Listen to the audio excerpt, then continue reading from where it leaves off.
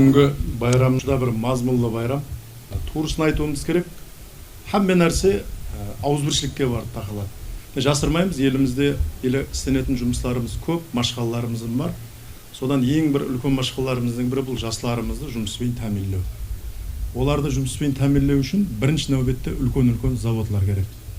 Үлкен заводларды құратын өздерімізде іс-бермелеріміз елі аз. Оның үшін облыстардан болмаса шетелдерден үлкен инвесторлар келу керек. Инвесторлар келу үшін кешегі дейміне алтын заводларды құру үшін оларға сол аймақта имканият жаратылған болу керек. Бұған құрметлі президентіміз Өзбекстанымыздың басқа аймағында болмаған жеңілдіктерді беріп қойып Қарақалпақстанға. Екінші, олар келіп арқайын су жерге пұл тігу үшін елде ауызбіршілік болу керек. Қарақалпақстан бұл көп миллетлі регион. Хаттекі сондай шаңырақлар бар, сол шаңырақтың өзі көп миллетлі. Соның үшін бүгінгі байрамның тек арғы мазмұны осындай ауызбіршілікті көзіміздің қарашығымыздай асырауымыз керек. Сонда ғана һәммесі болады. Рахмет.